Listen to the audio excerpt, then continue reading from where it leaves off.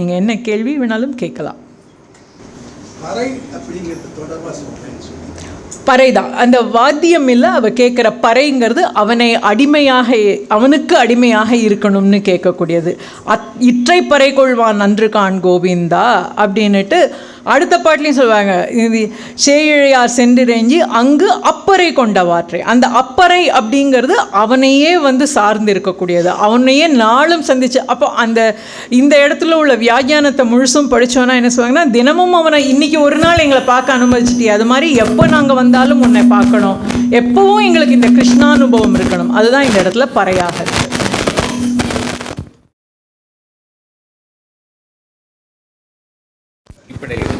மார்கழிங்கிறது இப்போது தேவர்களுக்கெல்லாம் இதுதான் பிரம்ம முகூர்த்த காலம். பொதுவாகவே இந்த பிரம்ம முகூர்த்த காலம் தான் இந்த இப்போ பயோ கிளாக் அப்படின்லாம் சொல்கிறோம். அந்த பயோ கிளாக் அப்படிங்கிறதுலையே பார்த்தானா அதிகாலையில் எழுந்திருக்கக்கூடியவர்களுக்கு எல்லா காரியமும் நல்ல வேகமாக செய்ய முடியும். இன்றைக்கி மாடர்ன் டே ரிசர்ச்சில் சொல்லக்கூடியது இந்த தேவர்களுக்கெல்லாம் அதிகாலை பிரம்ம முகூர்த்தமாக இருக்கக்கூடியது இந்த மார்கழி மாதம். அதனால இந்த மார்கழி மாதம் ரொம்ப ஆகச்சிறந்த, அதுவும் ஆன்மீகமாக ஸ்பிரிச்சுவல் வழியில் போகிறதுக்கு மிகச்சிறந்த மாதமாக இந்த மார்கழி மாதம் கருதப்படுறது. அதனால தான் கண்ணன் மாதங்களில் நான் மார்கழியாய் இருக்கேன் அப்படின்னு அவன் சொல்லலாம். அப்படி கண்ணன் சொன்னதினாலையும் இது பிரம்ம முகூர்த்த காலமாக கருதக்கூடிய மாதமாக தேவர்களுக்கு அந்த ஒரு மாதம் அந்த ஒரு காலமாக ஒரு நாழிகையாக அது கருதப்படும். அவர்களுடைய பிரம்ம முகூர்த்த காலம் முழுசாக இந்த மார்கழி மாதத்தில் இருக்கிறதுனால அந்த மாதத்துக்கு அவ்வளோ பெரிய சிறப்பு இருக்குது. இன்னொன்று நம்மளுடைய சூரிய சக்கரத்தில் பார்த்தோன்னா இது முடிஞ்சு தைக்கு வரும்போது உத்தராயண புண்ணிய காலம் வருது. இந்த காலங்கிறது ரொம்ப கொஞ்சம் அழுத்தமாக, ஓசோனோட ஸ்டடியில் கொஞ்சம் அழுத்தமாக இருக்கக்கூடிய காலம். அப்போ போய் மற்ற காரியங்களை செஞ்சு ஹெவியாக சாப்பிட்டு கல்யாண விருந்து மாதிரி பண்ணி இருக்காமல் இறை வழிபாடில் மனத்தை செலுத்தி இறை வழிபாடுக்கான உகந்ததான சாப்பாடை சாப்பிட்டு என்ன பண்ண போகிறோம், மேக்சிமம் பொங்கல் புளியோதரைக்கு மேலே சாப்பிட போகிறதில்ல கோவிலுக்கு போனால். அப்படி இருந்தால் அது நம்மளுடைய ஆரோக்கியத்துக்கும் நல்லது அப்படிங்கிற ஒரு இதுலேயும் பார்க்கலாம். வணக்கம். இந்த வயதில் பெரியவர்கள் சிறியவர்களை வாழ்த்தும் போது ஓங்கி உலகளந்த உத்தமன் பேர்பாடி அப்படின்னு சொல்லிட்டு அந்த பாடல், அதை பற்றி கொஞ்சம் விளக்குங்களேன். பெரியவர்கள் சிறியவர்கள் கோவில் விழா இல்லை நம்ம வீட்லேயே ஏதாவது பண்ணால் அதுக்கு யாரும் வந்தால் கூட யாரையாவது வாழ்த்தணும் அப்படின்னா இந்த ஓங்கி உலகளந்த அப்படிங்கிற இந்த பாட்டை சொல்லி வாழ்த்துறது உண்டு. இந்த ஓங்கி உலகளந்த ஏன் சொல்கிறாங்கங்கிறதுக்கு முன்னால் இதுக்கு ஒரு எக்ஸ்ட்ரா டெஃபினிஷன் தேவைப்படுறதுனால போகிறேன். இந்த ஓங்கி உலகளந்தங்கிறது வாமனன் அளந்த இதை சொல்லக்கூடியது. வாமனன் எத்தனை அடி மண் கேட்டான்? 3 அடி மண் கேட்டான். 3வது பாட்டில் ஆண்டாள் ஆரம்பிக்கும்போது ஓங்கி உலகளந்த உத்தமன் பேர்பாடின்னு ஆரம்பிக்கிறா. அதுக்கப்புறம் உள்ளே போனோன்னா அம்பரமே தண்ணீரே சோரே அறம் செய்யுங்கிற பாசத்தில் அம்பரம் மூடறுத்து ஓங்கி உலகளந்த உம்பர் கோமானேன்னு 2வது அடியை சொல்லறா. அன்றைய உலகம் வளர்ந்தாய் அடி போற்றின்னு 3வது அடியை சொல்லறா. ஆக அவன் கேட்ட அந்த 3 அடிகளையும் திருப்பாவையில் 3 அடிகளில் ஆண்டாள் சொல்லறா. ஆண்டாளுக்கு வாமனாவதாரம் ரொம்ப பிடிக்கும் அப்படின்னு சொல்லலாம். இதுக்கு காரணம் என்னென்னா பெரியாழ்வார் தான் அதுக்கும் காரணம். பெரியாழ்வார் கண்ணனை தொட்டிலில் போட்டு தாலாட்டுறார். தாலாட்டும் போது அந்த பாட்டு மாணிக்கங்கட்டி வைரமிடை கட்டி ஆணி பொன்னால் செய்த வண்ணச்சிறு தொட்டில் பேணி உனக்கு பிரம்மன் விடுத்துந்தானோ அப்படின்னு சொல்லிட்டு மாணிக்குரளனே தாலேலோ வையம் அளந்தானே தாலேலோம்ப.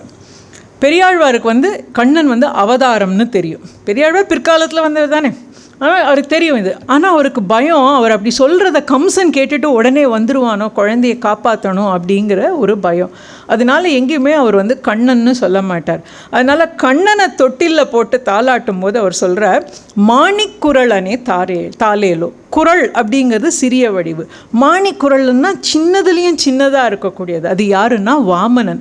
மாணிக்குரளனே தாலேலோ வையம் அளந்தானே தாலேலோம்ப. இப்போ நீங்கள் மனசுக்குள்ளே ஒரு தொட்டில், ஒரு குழந்தை, பிறந்த குழந்தைய போட்டிருக்கிற தொட்டில நினச்சி பாருங்கள். மாணிக்குரளனே தாலேலோன்னு இப்படி தொட்டில ஆட்டுறீங்க. வையம் அளந்தானே தாலேலோன்னு அந்த தொட்டில் அவ்வளோதானே குழந்தைய வீச முடியும், பெருசாக வீசியாக ஆட முடியும் பிறந்த குழந்தைய. அப்போது இந்த மாணிக்குரலனா வந்தவன் இந்த தொட்டில் இங்கேருந்து போகிறப்ப மாணிக்குரலனா இருந்தானா, திரும்பி வரும்பொழுது வையம் அளந்தானா உயர்ந்தானா. இது பெரியாழ்வார் சொல்ல. அவ்வளவுதான் நேரம், கையில் விட்ட நீர் தரையில் வர்றதுக்கு முன்னால் அவன் விண்ணுலகத்துக்கு போயிருந்தான் அப்படின்னு சொல்வார்கள். அவ்வளோ வேகமாக வளர்ந்தான்னு. ஆண்டாள் அந்த வேகத்தை காட்டணுங்கிறதுக்காக தான் ஓங்கி உலகளந்த அப்படின்னு காட்டுற. இந்த ஓங்கி உலகளந்த பாட்டினுடைய சிறப்பு என்னென்னா, இந்த நூல் இப்போ இந்த சங்கத்தமிழ் மாலை அப்படிங்கிற இந்த நூல் எடுத்தோன்னா முதல் பாட்டில் மார்கழி மாதம் நம்ம விரதம் திருப்பாவை அப்படிங்கிற இந்த பாவை நோன்பு செய்ய போகிறோன்னு சொல்லிட்டாங்க. இரண்டாவது பாட்டில் இந்த பாவை நோன்புக்கான ரூல்ஸ் அண்ட் ரெகுலேஷன்ஸ், வையத்து வாழ்வீர்களில் செய்யும் கிரிசைகள் கேளிரோ, என்ன பண்ணணும் என்ன பண்ணக்கூடாதுன்னு. இப்போ பொதுவாகவே நமக்குள்ளே உள்ள கேள்வி, நான் இதெல்லாம் பண்ணினா எனக்கு என்ன கிடைக்கும் அப்படிங்கிற கேள்வி நம்ம மனசில் வரக்கூடிய கேள்வி. அப்போது நம்மளை கன்வின்ஸ் பண்ணுறதுக்காகத்தான் இந்த ஓங்கி உலகளந்த. இதில் நீ இதை பண்ணினா என்ன கிடைக்கும். அப்போ சொல்கிறார், ஓங்கி உலகளந்த உத்தமன் பேர்பாடி. இப்படி ஓங்கி உலகளந்தானே அப்படிப்பட்ட உத்தமனுடைய பேர்பாடி. உத்தமன் அப்படிங்கிற பேர் எப்போவுமே ராமனுக்கு சொல்லக்கூடியதான், புருஷோத்தமன் அதுவும் அவன் தான். ஆனால் இந்த இடத்துல ஓங்கி உலகளந்த வாமனனம் உத்தமன் பேர்பாடி நாங்கள் நம் பாவைக்கு சாற்று நீராடினால். நாங்கள் பண்ண போகிறோமே இந்த பாவை நோன்பு, இந்த பாவை நோன்புக்காக சாற்று நீராடினால், இந்த கிருஷ்ணானுபவத்தை பெற்றால் என்ன நடக்கும்னா, கிருஷ்ணனை அடைய போகிறோம் அப்படிங்கிற நன்மை வரும்போதே இந்த மொத்த இடமுமே சந்தோஷமான இடமாயிடும். அப்போது தீங்கின்றி நாடெல்லாம் திங்கள் மும்மாறி பெய்து. இது ஒரு வேண்டுதலாகவும் வைக்கலாம். நாங்கள் இந்த நோன்பு பண்ண போகிறோம், இப்போ பார்த்து வறட்சி இருந்தால் எங்களால் நோன்பு தொடர்ந்து முடியாது. அதனால கண்ணா, தீங்கின்றி நாடெல்லாம் திங்கள் மும்மாறி பெய்து ஓங்கு பெரும் சென்னல் ஊடு கயல் உகழ. இந்த மழை பெஞ்ச இடத்துல நல்ல சென்னல் நெல் நெல் பயிரானது உயர்ந்து வளரணும். இந்த உயர்ந்து வளர்கிறப்போ அதோடைய காலில் தண்ணி நல்லா தங்கி இருக்கும். அந்த தண்ணியில் என்ன ஆகுதுன்னா, கயல் அப்படின்னு சொல்லக்கூடிய மீன் வகை. இந்த மீனுக்கே ஒரு விசேஷம் இருக்குது. இந்த கயல்ங்கிறது சேத்துல மட்டும்தான் இருக்குமா, இது ஆற்றுலேயோ குளத்துலேயோ இதுலேயும் இருக்காதான். அப்படிப்பட்ட வகை இந்த கயல் அப்படிங்கிற அந்த மீன் அந்த நெல்லுக்கு உகழ, அந்த நெல்லுக்காக இருக்கக்கூடிய அந்த காலினுடைய தண்ணியில் உகழ்ந்து அது ஓடி போகிறப்போ இது துள்ளாது உகழ. பூங்குவளை போதில் பொறிவண்டு கண்படுப்பு. பூங்குவளையானது, குவளை மலர் அப்படிங்கிற மலர் விரிஞ்சிருக்கு, அதிலிருந்து தேனா வழியிறது. அதுக்கு அதை பருகிறதுக்காக பொறிவண்டு அப்படிங்கிறது அதனுடைய கண் போய் அந்த மதுவை அருந்தி அந்த மதுவில் அது மயங்கி கண் படுப்ப அங்கேயே கண்ணு சொக்கி இருக்க. தேங்காதே புக்கிருந்து சீர்த்த முலை பற்றி வாங்க குடம் நிறைக்கும் வள்ளல் பெரும் பசுக்கள். இந்த பசுமாடானது இது கண்ணன் மேய்க்கிற பசுமாடு. அதனால கண்ணன் கைப்பட்டதுனால இவெல்லாம் ரொம்ப வள்ளல் தன்மையோடு அப்படி பாலை தரக்கூடிய ஒரு பசுவாக இருக்கும் அப்படின்னு ஒரு இது சொல்வார்கள். இன்னொன்று, தேங்காதே புக்கிருந்து சீர்த்த முலை பற்றி வாங்க குடம் நிறைக்கும் வள்ளல் பெரும் பசுக்கள். பொதுவாக பசுமாடு பார்த்திங்கன்னா கண்ணுக்குட்டிக்கு பால் கொடுக்கறது தான் அதனுடைய முக்கியமான இதுவாக இருக்கும். கண்ணுக்கு கொடுக்காம அது மடியை கீழே இறக்காது. எருமை மாடு நினச்ச உடனே பால் சுரந்துடும். அதனால தான் கனைத்திளம் கற்றருமை கன்றுக்கிறங்கி நினைத்த முலை வழியே நின்று பால் சோறன்னு ஒரு பாசுரத்தில் ஆண்டாள் சொல்லுவாள். ஆனால் இங்கே பசுமாடு சொல்லும்போது அது மடியை இழுத்துக்கொள்ளும், பாலை தராது. ஆனால் இந்த மடி நிறைந்த பசுவானது கையை பற்றி அதனுடைய மடியை கையை பற்றும் போது வாங்க குடம் நிறைக்குமா. அந்த பாலை கறந்து வைக்கிறதுக்கான அந்த குடம் இருக்கேன், அந்த குடம் நிறைஞ்சு பொங்கி வர அளவுக்கு அது பாலை தரக்கூடியது. பால் அப்படிங்கிறது தான். மாடு அப்படின்னாலே செல்வம். பழைய காலத்தில் ஒரு ஆள் எவ்வளவு பணக்காரன் அப்படிங்கிறது எவ்வளவு மாடு வச்சுருக்காங்க அப்படிங்கிறது தான். பாலும் செல்வத்தை கொடுக்கக்கூடியது. அந்த பால் வாங்க குடம் நிறைக்கும். அந்த குடம் எந்த கொள்கலன் கொண்டு வந்திருக்கோமோ பால் கறக்க, அந்த பால் குடம் நிறைஞ்சு ஓவர்ஃப்ளோ ஆகிற அளவுக்கு பாலை கொடுக்கக்கூடியது வாங்க குடம் நிறைக்கும் வள்ளல் பெரும் பசுக்கள். எப்படி அம்மாவுடைய பால் ஒரு குழந்தை உயிர் வாழறதுக்கு தாய்ப்பால் முக்கியமோ, அது போல் நாம் வாழறதுக்கு இந்த பாலை கொடுக்கறதுனால அதுக்கு வள்ளல் பெரும் பசு, நம்மளை வாழ்விக்கக்கூடிய பசு அப்படிங்கிறனால வள்ளல் பெரும் பசுக்கள் நீங்காத செல்வம் நிறைந்தேலோர் எம்பாவாய். ஆக நம்ம இப்படி இந்த பாவை நோன்பை நோற்று வந்தோமானால் நமக்கு நீங்காத செல்வம் கிடைக்கும். இந்த இடத்துல இன்னொரு ஒரு கருத்தும் சொல்வார்கள், வாங்க குடம் நிறைக்கும் வள்ளல் பெரும் பசுக்கள் அப்படிங்கிறது ஒரு குரு சிஷ்ய பந்தத்தை சொல்லுவார்கள். சிஷ்யனை வந்து நீங்கள் குடமாகவும், ஒரு ஆசிரியர் சொல்லறதை கேட்கக்கூடிய ஒரு சிஷ்யனாக இருக்கிறப்போ அந்த வள்ளல் பெருமகனாக வள்ளல் பசுவாக இருக்கக்கூடிய குருவினுடைய நோக்கம் என்னன்னா, அவனுக்கு எவ்வளவுலாம் கொடுக்க முடியுமோ அவ்வளோத்தையும் வாரி வாரி அவருடைய அறிவு பொக்கிஷத்தை கொடுப்பாங்களாம். அப்படித்தான் கண்ணனும் நாம் போய் கேட்கும்போது நம்ம போதும் போதும்னு சொல்ல கொடுப்பான். குச்சேலன் கொண்டு வந்த அவல் ஒருபடி அவலை சாப்பிட்டப்போ குச்சேலன் வீட்டுக்கு திரும்பி போய் பார்த்தா குடிசையை காணும். அந்த இடத்துல மாட மாளிகையும் பட்டும் பீதாம்பரமும் ஆபரணமும் தங்கமும் ஸ்வர்ணமுமா அந்த இடத்துல ஜொலிச்சுது. அப்படி வள்ளல் தன்மையோடு கொடுக்கக்கூடியவன். இதை விழாக்கள் எல்லாம் சொல்கிறதுக்கு காரணம் என்னென்னா, இவ்வளவு செழிப்பும் நமக்கு வரணும்னு ஆசீர்வாதம் பண்ணுறதுக்காக பெரியவர்கள் சிறியவர்களை, இல்லை நம்ம ஹோமமோ கோவில் விழாக்களோ வரும்போது இந்த ஓங்கி உலகள் அந்த பாட்டை சொல்லி ஆசீர்வாதம் பண்ணுறது. நீங்களும் பிறந்த நாள்லையோ விழாக்கள்லையோ யாரை ஆசீர்வாதம் பண்ணாலும் இந்த ஓங்கி உலகள் அந்த பாட்டை சொல்லி ஆசீர்வாதம் பண்ணால் ரொம்ப பொருத்தமாக இருக்கும். ரொம்ப அருமையான கேள்வி.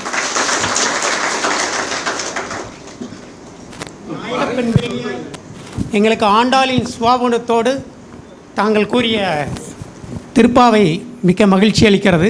மிக்க நன்றி அம்மா. நேரிலையில் சேயிலையார் ரெண்டு வருது, அதை பற்றி கொஞ்சம் விளக்கம். நேர் இழையீர்ங்கிறது கண், பெரிய கண்கள், மையிட்ட கண்களை உடையவர்கள் அப்படின்னு சொல்கிறதுக்கு.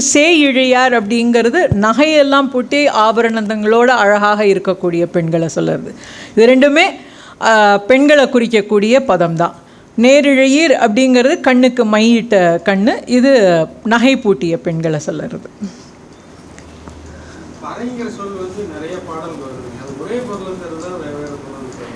திருப்பாவையில் எல்லா இடத்துலையும் பறை தாராய் அப்படின்னு கேட்குறப்போ முதல்ல இருந்து வரப்போ இந்த தட்டக்கூடிய பறை, ஏன்னா முன்னாடி பாவை நோன்பில் அதுதான் பரிசு பொருள், பறையை வாங்கிட்டு வர்றது அப்படிங்கிறது தான் தொல் பாவை. பழைய ஆண்டாளுக்கு முன்ன மேலையார் அவளுக்கு முன்னப்பட்ட காலத்தில் இருக்கக்கூடியவர்கள் செஞ்ச அந்த பாவை நோன்பில் இந்த பறையும் இன்னும் பிற பரிசு பொருட்களையும் வாங்கிறது தான் இதாக இருந்தது. ஆண்டாள் தான் அந்த பறையை வாங்கினதுக்கப்புறம், நான் இந்த பறையை கேட்கல, உன்கிட்ட கேட்டு வந்த பறை உன்னுடைய அடிமையாக இருக்கக்கூடிய பறைன்னு சொன்னாங்க. ஆக 28வது பாட்டு வரைக்கும் பறை அப்படின்னு வரக்கூடியது தாளக்கருவியான பறை தான். மாற்றும்போது 29, 30 தான் நான் கேட்ட பறை வேற அப்படிங்கிறது வருது. துளசியினுடைய பெரியாழ்வார் ஏன் துளசி மாலை மட்டும்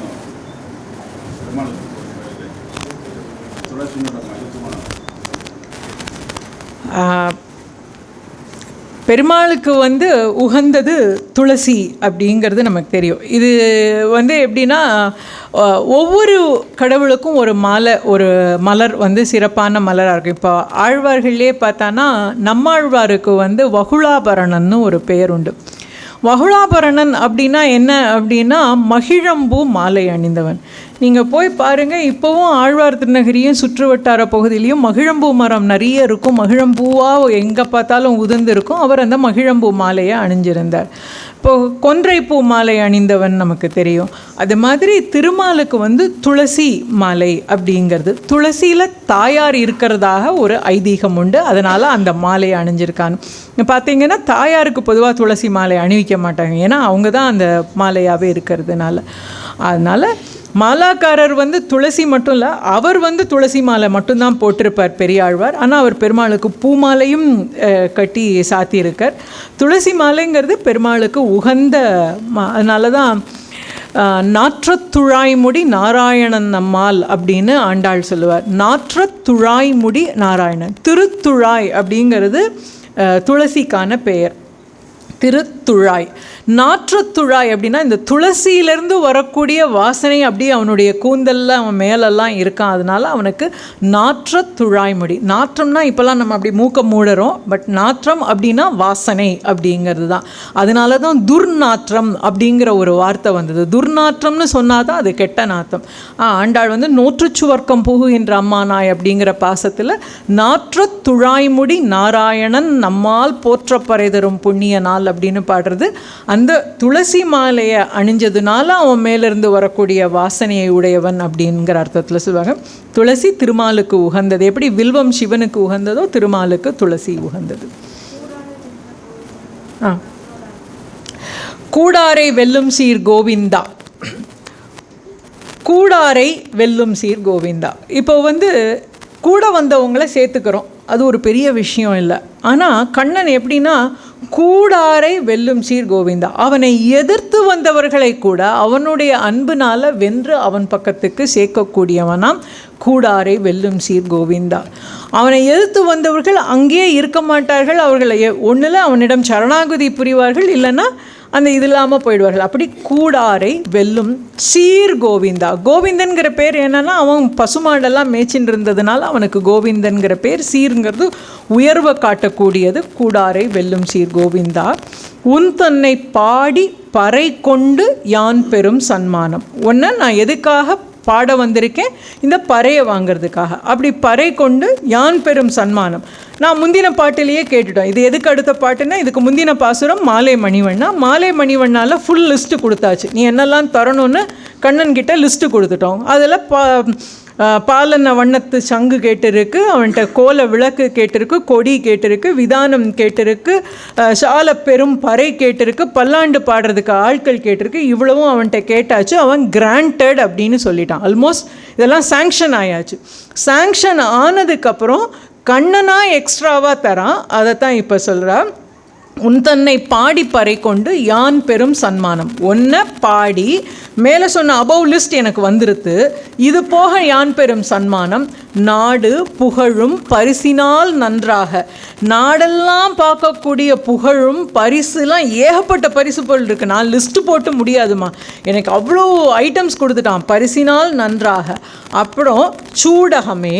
சூடகம் அப்படிங்கிறது தலையில் அணியக்கூடிய ஒரு அணி, இந்த லாக்குடி மாதிரி அணியக்கூடியது சூடகம். தோல் வளையே தோளில் போடக்கூடிய ஒரு அணி. இந்த இடத்துல போட்டு இங்கே ஒரு முறுக்கு மாதிரி போட்டு இப்படி மாட்டியிருப்பாங்க, ஒரு திருக்கு மாதிரி போட்டு, அது தோல் வளையே.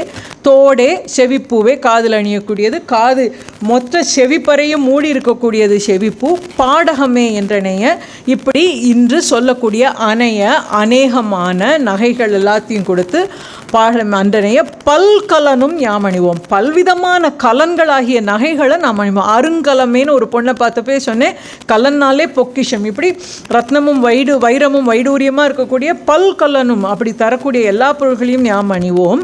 அதுக்கப்புறமா அவன் என்ன பண்ணுறான், ஆடை உடுப்போம். இந்த இடத்துல ஆடைக்கு ரொம்ப சிறப்பு உண்டு. என்னென்னா பெரியாழ்வார், அதாவது ஆண்டாளுடைய தகப்பன், அவர் என்ன கேட்குறாருன்னா உடுத்து களைந்தனின் பீதக ஆடை அப்படின்னு கேட்பார் பல்லாண்டு பாட்டில். உடுத்து களைந்த நின் பீதக ஆடை. கண்ணன்ட்ட போய் கேட்குறார், கிருஷ்ணா நீ போட்டு நீ உடுத்தி களைஞ்ச துணியை எனக்கு தா. பீதகம் அப்படிங்கிறது மஞ்சள். கண்ணன் எப்போவுமே மஞ்சள் கலரில் தான் பட்டு உடுத்தினதாக நம்ம சொல்லுறோம். அந்த நீ உடுத்திருக்கக்கூடிய அந்த மஞ்சள் ஆடையை எனக்கு தா அப்படின்னு, நீ உடுத்தி களைஞ்சதை தான்னு. ஆனால் ஆண்டாள் என்ன கேட்குறான்னா புத்தாடை கேட்குறான். அப்படி அவன் தரான், ஆடை அணிவோம். ஆக அவன் கொடுக்கறதெல்லாம் அவன் முன்னாடியே போட்டுக்கிறான். ஒரு பரிசு பொருளை ஒருத்தட்டேருந்து வாங்கும்போது இன்னொரு நாள் நான் போட்டுக்கிறேன் அப்படின்னு சொல்கிறத விட அவங்க முன்னாடியே போட்டு நான் எப்படி இருக்கேன், நல்லா இருக்கா அப்படின்னு கேட்குறது அழகாக இருக்கும் இல்லையா. ஆக இந்த ஆண்டாளும் இந்த பாவிய கோஷ்டியும் என்ன பண்ணுற, கண்ணன் கொடுத்த நகையெல்லாம் போட்டுண்டு அந்த அவன் கொடுக்குற புத்த ஆடையும் அணிந்து அதுக்கப்புறமா அவங்க கூட சேர்ந்து எல்லாம் ஆச்சுன்னா இப்போ பசிக்கும் இல்லையா, அதனால் அன்றைக்கி பால் சோறு அதையும் அவனோட சேர்ந்து நீங்கள் கற்பனை பண்ணி பாருங்கள். ஒரு கோபியர் மாதிரி ஒரு வட்டமாக கண்ணனோட சேர்ந்து உட்காந்து நடுவில் ஒரு சாதமை வச்சு எல்லாரும் கையில் அதை போட்டு புது ஆடையெல்லாம் அணிஞ்சு அந்த சக்கரை பொங்கலையும் கையில் வாங்கி எல்லாரும் சேர்ந்து சாப்பிட்றது. அந்த கூடி இருந்து குளிர்ந்தல். ஆண்டாள் நான் மட்டும் இதெல்லாம் பெறணும்னு கேட்காம என் கூட வந்திருக்கிற எல்லா பாவை பெண்கள், அந்த கோதுகுலமுடைய பாவாய், நாயக பெண் பிள்ளையாய் வந்திருக்கிற பாவாய், போதரி கண்ணினாயின்னு ஒரு பொண்ணை சொல்லுவா, அப்படியே மயக்கக்கூடிய கண்விழிகளை உடைய பாவாய், இப்படி எல்லாருமா வந்திருக்கோமே, எங்கள் எல்லாருக்கும் இந்த அனுபவம் வேணும். இந்த கிருஷ்ண அனுபவம் உன்னோட சேர்ந்து இருக்கிறது, உன் கூட பேசுறது, உன்னோட உணவு அருந்தக்கூடியது, நீ தர பரிசு பொருளை பார்க்கறது அப்படின்னு கூடி இருந்து குளிர்ந்தேலோர் எம்பாவாய். கூடி இருத்தலே குளிர்தல். நம்ம ஒரு நல்ல விஷயம் பண்ணும்போதே நம்ம எல்லோரும் சேர்ந்து பண்ணுறது தான் அது நமக்கு ஒரு மகிழ்ச்சியானதாக இருக்கும். அது வந்து கண்ணனை சென்று அடைவதாக இருந்தாலும் சரி, கிருஷ்ணானுபவமாக இருந்தாலும் கூடி இருந்து செஞ்சாதான் அந்த காரியம் நல்லா இருக்கும் அப்படிங்கிறத ஆண்டாள் நம்ம எல்லாரும் ஏன் ஒத்துமையாக ஒன்றா சேர்ந்து செய்யணுங்கிறத இந்த கூடாரை வெல்லும் சீர் கோவிந்தால நமக்கு சொல்கிறேன். சரியாம்மா?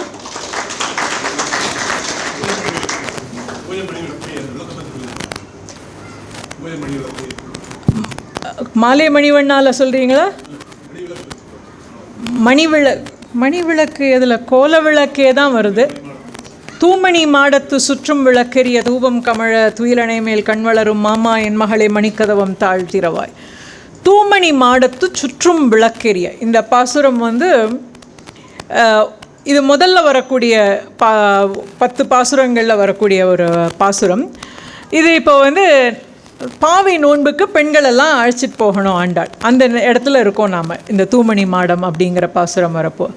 இந்த பெண்கள் எல்லாருக்குமே இப்போ வந்து நம்ம பாவை நோன்பு நோத்திருக்கோம்.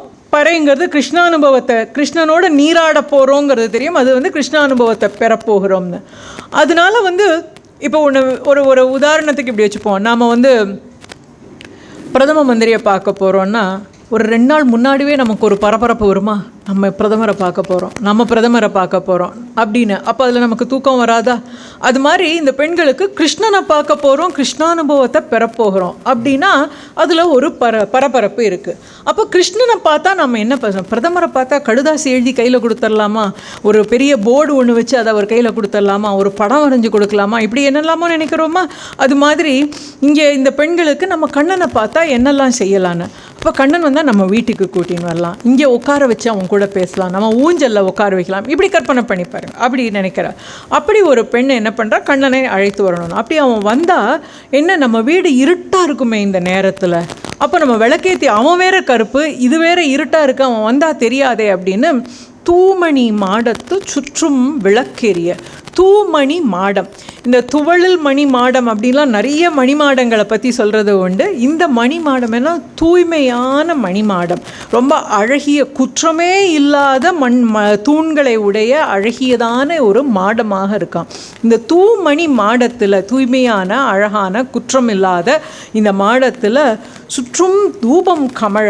அவன் கண்ணன் வந்தால் இருட்டாயிருமே அப்படின்னு இந்த பொண்ணு என்ன பண்ணுறா, எல்லா இடத்துலையும் விளக்கை ஏற்றி வச்சுட்டு, இந்த விளக்கை ஏற்றி வச்சது அவளுக்கு ரொம்ப கண்ணை சந்து அவள் வந்து ஒரு பக்கத்தில் அப்படியே படுத்துறா. அவள் ஏற்றி வச்ச விளக்கு எப்படி இருக்குது, சுற்றும் விளக்கெரிய தூபம் கமழ. இந்த விளக்குக்கே வந்து ரொம்ப அழகான வாசனையான மூலிகை எண்ணெய் போட்டிருக்கா. ஏன்னா கண்ணன் வந்தால் எண்ணெய் தீஞ்சு விளக்கு கரிஞ்சு போய் அந்த மாதிரி வாசனை வந்துடக்கூடாது. அதனால நல்ல வாசனை திரவியங்களை விட்டு இந்த விளக்கு ஏற்றிருக்கு. தூபம் வேற கமழறது, அப்படியே அங்கே ஊதுபத்திலாம் ஏற்றி வச்சு அப்படி வாசனையாக இருக்குது. கண்ணன் வந்தால் அந்த விளக்கு வெளிச்சத்தில் அவனை பார்த்துடலாம். அப்படி வச்சதும் அப்படியே துயில மேல் கண் வளரும், அப்படி அரியணை மேல் கண் வளரும் அப்படின்னா அவளுக்கு அப்படி இந்த விளக்கெல்லாம் ஏற்றி வச்சு அப்படி அப்படி கற்பனையில் இருந்தவோ அப்படி சொக்கி போய் அப்படி அந்த அரியணையில் அப்படியே படுத்துடுறா. இது எப்படி ஆண்டாளுக்கு தெரியும்னா, கண்ணன் வரணுங்கிறதுக்காக வாசல் கதவு ஜன்னல் கதவெல்லாம் திறந்து விளக்கையும் ஏற்றி வச்சுட்டு இந்த பொண்ணு இருக்கா. ஆண்டாளும் அவளுடைய கோஷ்டியும் அங்கே போய் பார்க்கும்போது இந்த பெண்ணு உள்ள விளக்கெல்லாம் எரியுது, இவளை காணுமே அப்படின்னு தேடும்போது இந்த பெண் வந்து இப்படி அரியணை மேல் கண் வளரும் மாமான் மகளே மணிக்கதவம் தாழ்த்திரவாய். அப்படி நீ இந்த மாதிரி அவன் வருவான்னு விளக்கேற்றி வச்சுட்டு தூங்குறியேம்மா, நீ கதவை தர. மாமீர் அவளை எழுப்பீரோ, அங்கே அவளுடைய மாமியை பார்க்குறா. அதனால் மாமி நீங்கள் அவளை எழுப்பக்கூடாதான்னு. உம்மகள் தான் ஊமையோ அன்றி செவிடோ அனந்தலோ ஏமப்பெருந்துயில் மந்திரப்பட்டாளோ. இங்கிருந்து இவங்களெல்லாம் பாவை கோஷ்டியெல்லாம் போய் ஆண்டாளும் எல்லாரும் போய் அம்மா எழுந்துருன்னு கூப்பிடுறாங்க. அவள் வந்து எழுந்திருக்கவே இல்லை.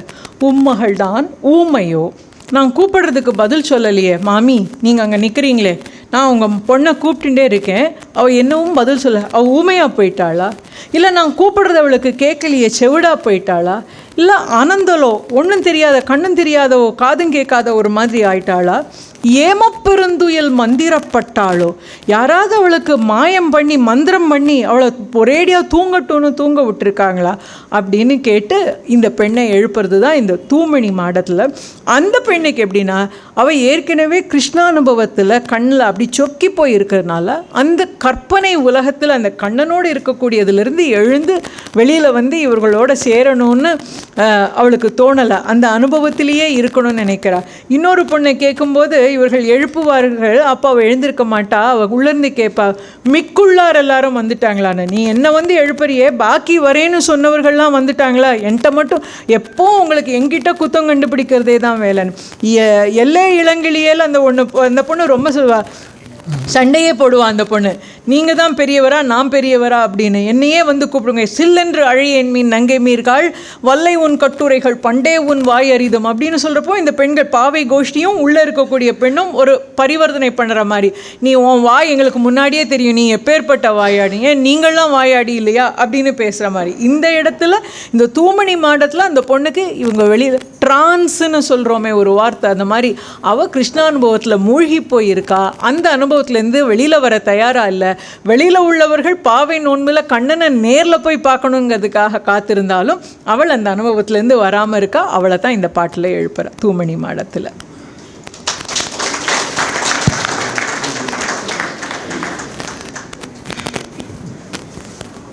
திருப்பாவை பற்றி இதுவரை நாம் கேள்விப்படாத, நாம் கேட்காத பல்வேறு விஷயங்களை அற்புதமாக ஆண்டாளே நமக்கு சொல்வது போல நமக்கெல்லாம் இங்கே உரை நிறுத்திய மதிப்பிற்குரிய ஜெயந்தி ஐயங்கர் அவர்களுக்கு நம்முடைய அனைவரின் சார்பாகவும் பலத்த கரவொலி எழுப்பி நன்றியை தெரிவித்துக் கொள்கிறேன்.